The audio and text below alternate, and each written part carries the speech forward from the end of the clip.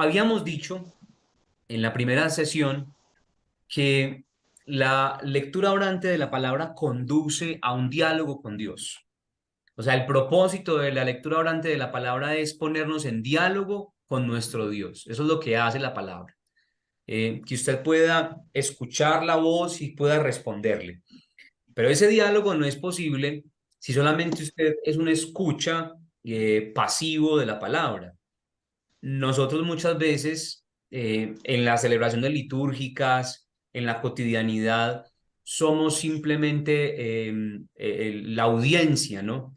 Entonces estamos escuchando los textos bíblicos, escuchamos los relatos bíblicos, incluso escuchamos al predicador. Y cuando escuchamos al predicador estamos en una actitud más bien pasiva, ¿no? Pero esa actitud pasiva no puede quedarse en eso porque necesita de una respuesta. Incluso le digo a la gente, vea, cuando yo les predique, por favor traten de responderle al Señor, no sean educados. Yo les digo a la gente, contéstele al Señor porque el Señor le ha dicho algo a usted. El Señor le dijo algo a su corazón, a su vida. Entonces, respóndale, ¿sí? No lo deje con la palabra en la boca, respóndale al Señor. Y eso justamente hace parte de este instrumento, de este camino de lectura orante de la palabra. Cuando usted, el Señor, le hable a través de un texto, necesita responderle. Entonces, esta expresión que es precisamente de San Ambrosio, dice así: a Dios hablamos cuando oramos y a Dios escuchamos cuando leemos sus palabras. En esto se sintetiza el hecho de que la lección divina sea un diálogo con Dios. ¿Por qué? Porque la lección permite que escuchemos a Dios en sus palabras, en su palabra, en su divina palabra, pero además de eso, la lección permite que nosotros también nos expresemos a Dios. ¿Y en qué se fundamenta ese diálogo? Pues en aquello que Dios nos ha dicho y que ha traspasado nuestra vida. Incluso yo conocí a un teólogo, yo creo que ustedes algunos lo conocen, el padre Baena, que decía que la Biblia no tenía sentido, es decir, este librito no tiene sentido, si no es porque atraviesa el corazón del hombre. Incluso decía, o sea, no se trata de que sea palabra de Dios simplemente porque está aquí compendiada en este librito, en este cuerito, sino que lo que él decía es que cuando Dios habla y cuando le habla el corazón de una persona, ahí se convierte en palabra de Dios.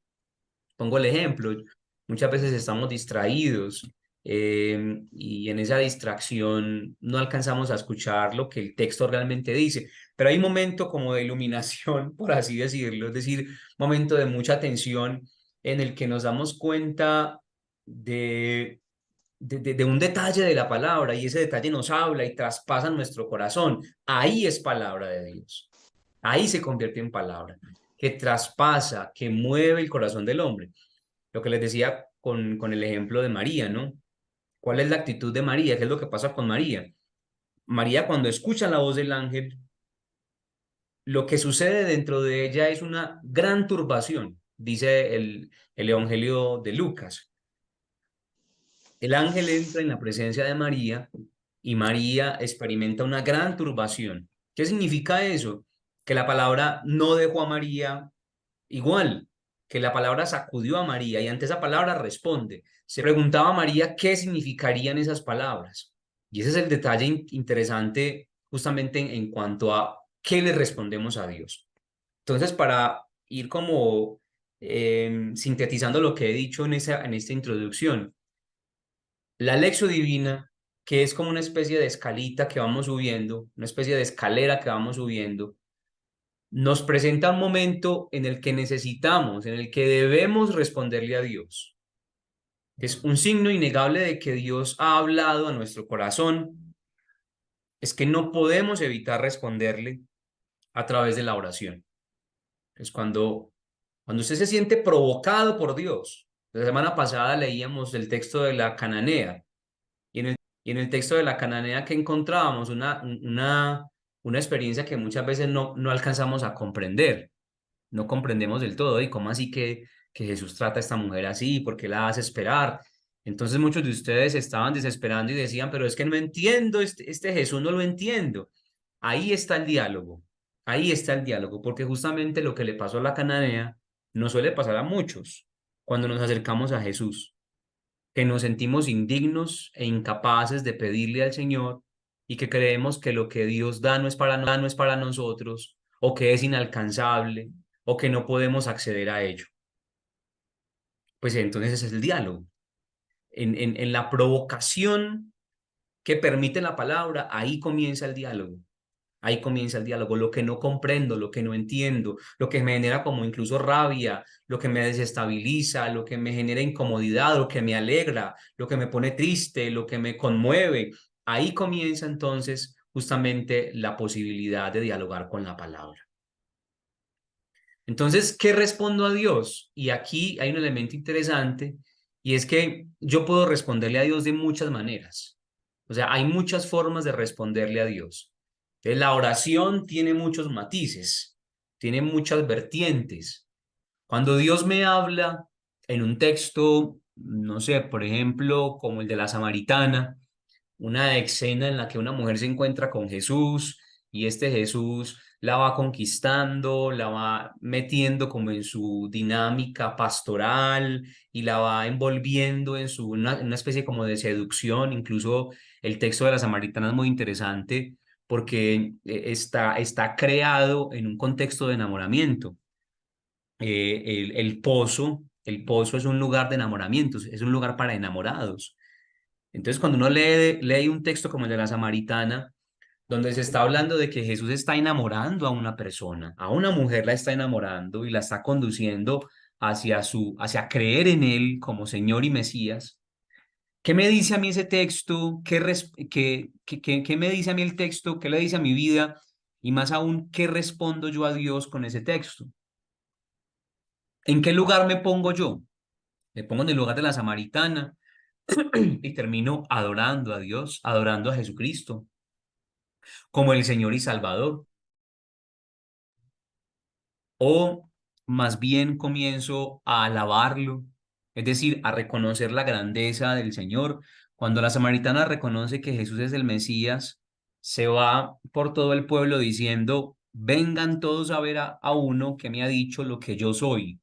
Esa es la confesión de fe de la samaritana.